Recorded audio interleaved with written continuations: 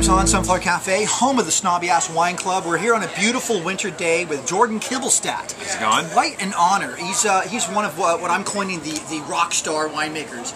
And to me, rock star winemakers, there's a lot of winemakers that are amazing, but the young, up-and-coming rock star winemakers, we've got Jordan Kibblestad, we've got Morgan Peterson, there's a lot of other names. Michael Benziger is doing something now. He's got a project. Yep. We have some wine we just tasted of his. Excellent. Good friend of mine, both of them. Yeah.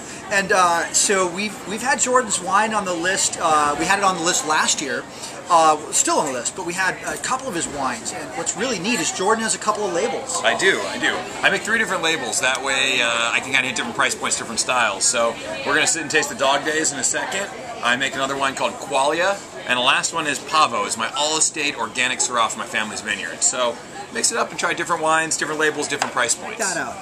Tell me that's not fun. This is a fun guy, but a serious wine, really well made. This is the 2009 Sonoma Valley Sauvignon Blanc. 25-year-old Sauvignon Blanc vines, one of the oldest vineyards with Sauvignon Blanc in the Sonoma Valley. Okay. 83-year-old grower. So typically Sauvignon Blanc is a little younger. It's younger. It's a newer grape to the area. This guy's 83 years old. I met him. He rolls up in his ATV. 83 years old. Hey, Jordan, nice to meet you. Really fun guy. Who is this? George McLeod.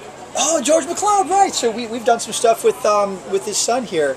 He's a video guy. He's a movie guy for does TV shows and programs and such. So I've not actually had. So this is actually McLeod fruit. This is McLeod fruit. So this that's a higher end product. Higher end product. Yeah. Now, in the 2010, I changed the Dog Daze a little bit, but for 2009, I really wanted to launch it fun. So this is super high acid, not sweet. It's a really crisp style, which works great for the back patio. I'm going to do a little bit out of context here because I just had some gum. That's a sacrilege when tasting a beautiful wine. So I'm going to cleanse my palate with meatloaf. If you could ever cleanse your palate, I am jealous. That sounds cleanse awesome. Your palate with Who meatloaf. cleans their palate with meatloaf? Dig in. You know, they all do crackers and Ritz and all these other things. Like meatloaf. That's the way to do it. This is just, I'm having a little bit bite right now. Oh man. This is a special that Chef Curtis came up with today. It's going to be the meatloaf sandwich with melted fontina. But we're having a tasting of Syrah after this, so I'm gonna try to restrain myself here. It's really, really good. And have the rest of this with the Syrah, right? We can always get another slice. Exactly. So let's try this. On the nose, you know, I'm trying to educate myself along with our audience, yep. And you're really savvy. We hung out at some parties together, drinking, and before we got too schnockered, we had some good, intelligent conversations afterwards. You know, all hell breaks loose. But what do you pick up on the nose if you were to pick a? For me, the beauty of this is it's not that like Napa Cat Pee. I really don't like that kind of overbearing or that over grassy. What I like is somewhere in the middle. The cool thing about McLeod fruit is stone fruit. I'm stuck on Napa Cat Pee. Well, I'm okay to avoid Napa Cat Pee. No offense, Napa. But I think the Sonomans are getting a kick out of that. So, okay, we're avoiding Napa Cat Pee. We're avoiding Napa Cat Pee, and we're not going up to, like, the Lake County, New Zealand, like, super grassy style. The cool thing about this is you get a little bit of peach. Like, there's a stone fruit in there that's really unique. Yeah. Okay. That's kind of unique to this vineyard, more of Sonoma Valley. It's the in-between cold climate and warm climate. It's a little blend of a little grassy, a little bit of stone fruit, and then, you know, just a little bit of citrus zest on there, too. Really kind of fun. That sounds delicious. So, I was so excited I almost missed my mouth. That would have been embarrassing. This is beautiful. This is really crisp. Super crisp, not sweet. That's my big thing. I don't like sweet white wine. Wow, I like that. I really like that. Let's see if I can do it justice here. See how well educated I am. Oh, I'm gonna quiz him on this one. I'm picking up definite. First prominent thing for me is grapefruit. Absolutely. Okay, so I'm right there. Yep. You got and that is classic Sauvignon Blanc. Very classic. And I would say I don't know if it's bone dry. Is it bone dry? It is bone dry. There's a cool thing called acid sweetness. I just like saying bone dry, so I'm very happy that this is bone dry. I think you can. Well, I'm not going to go in comments about bone dry, but it's fun. And the cool thing is, it's got so much acid that the acid masks sweetness. So the actual sweetness you taste in your mouth is not sugar; it's acid. Okay, acid sweetness. Acid sweetness. It's a unique thing that you get in white wines. It's really cool because I don't like sweetness, but when you have enough acid, it gives that same sense in your mouth, and that's kind of cool. You know, it's a big thing. I believe what people talk about a lot when they're looking for white wines, they're talking about the dryness or the not dryness. If you were to go a little bit deeper, is there a time when, obviously we all can say, I like this, I like that, I like dry, I like not. Is there a time when you think dry versus not dry Oh, sure. goes good with something? Yeah, spicy foods. Hands down. You have spicy foods, are really heavily seasoned, a lot of cumin or those kind of spices that present a real strong flavor, like a little bit of sweet. That's where the Rieslings do really well, you know, those high acid, high sweetness. Gewürztraminer is a great example. We were at the Taste of the Himalayas and had the Gunlock Bun show. We shot a little video over there about that. It's really cool when you check it out. Okay, good. Yeah, so synonymous also. Yeah, so spicy Thai foods. Thai foods, Chinese foods. A lot of Asian foods. Asian foods tend to be really well paired to those. Sushi. Sushi's kind of a little unique bit of wasabi one. maybe, or? Look, when you get the wasabi mixed in, but sushi actually, because of the fish and the fatty characters of the fish, you can almost go the other way sometimes, like a richer style Chardonnay. Or maybe a sauve that has a little bit. It's been on oak for a little bit or something. Exactly. So that's kind of, you can go either way with sushi depending on the style you're going for. But think more like Thai. Thai food, like a Gewürztraminer or something like that. Awesome.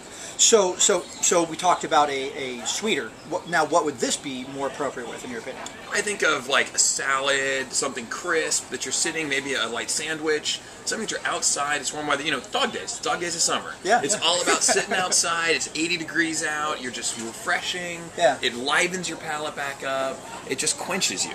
And that's what I think about the dry wines, just refreshing wines. Right, so I guess I'll reflect back on some of the higher end dinners I've been to. They'll present in between course to clean your palate. It'll be like a little sorbet, a little lychee sorbet or what have you, and typically something that's going to cleanse your palate. Absolutely, absolutely, it's an acid. Okay, great. So a good aperitif. Yeah, you think about it's all citrus based. For those sorbets you try are almost all citrus based. Lemon, orange. Again, the acid brightens your palate back up. Wonderful. Okay, so. Now, to take that a step further and really geekify the audience, we're talking about matching acid wine, acid-based wine or acid-prevalent wine with an acid type of a meal. But then again, I've also heard where sometimes you want to take something that's high in acid and use it to cut through the fats. Agreed. So really there is no stick to it. You don't have to say, only have this. You cannot have this with a steak. It won't work. Or maybe a fish with a butter sauce would work. Use oysters as an example. Okay. You drink Sauvignon Blanc with oysters, but oysters are not a high acid thing. They're kind of rich and flabby, and they kind of coat your mouth. But the acidity of the Sauvignon Blanc with that kind of fattiness of the oyster in your mouth really work well together. Again, flabby, acid, together, lively. The contrast. The contrast is what makes it unique. But at the same time, this with, let's say we have our house dressing is a lemon parsley that Chef Curtis, makes for it. This might pair well with it because it's high acid. Beautifully, that's the fun So you don't have to be stuck pairing one wine with one food at all. Exactly. What say ye, Curtis? Do you like Sauvignon Blanc? Do you love grassy grapefruit wines? Not at all. Thanks for chiming in. So we won't ask Curtis to join us on this one, but Curtis made a badass meatloaf. What do you think about the meatloaf? Curtis's meatloaf is awesome. Thank you. Is stellar. So if we were to dig in and describe the meatloaf, it's fluffy, it's juicy, it's flavorful. It's not dense like a brick. That's the key to meatloaf. It's got to be soft. It's got to be have air in it, and it's got to be spongy almost, because that means it's good. If it's that dense brick, I feel like I could squeeze all the juice out of this and have like a shot of meatloaf juice. And that would be enjoyable. I would love to see that. Do we have shot glass around? I will see that happen. No, we'll drink it appropriately here. But so, one more. I'm going to have one more sip of this beautiful wine, and then we're going to move on to another delicious wine that you're going to taste somebody else's wine, and you're going to critique another winemaker and say how good or not they are. I would never insult anyone. Maybe I would, but only a little. Beautiful wine. Really well made wine. Thank you. From Dog Daze. Once again, we're signing off. We'll cut this one and we'll do another one. This is the Sauvignon Blanc from Jordan Kibblestadt. Jordan, you're the winemaker, the proprietor of the space. Yep. And you also have a bunch of other wines. We talked about the Qualia label. We talked about the Pavo label. Yep. And the Pavo is your high-end Syrah. The Qualia is going to be a nice price point for a lot of folks. Mid-20s, keep it reasonable as a glass or bottle of wine you can afford. It can go by the glass at restaurants. And the Dog Daze label is focused more on a sort of an everyday drinker. Everyday drinker, $12 to $14. 14 for the Sauvignon Blanc, 12 for the Rosé. Just fun, friendly, easy to drink summer wines. Cheers! I love that. We'll pick it up at your vineyards on another day. Done. Bingo. Nice to see everyone. Like it.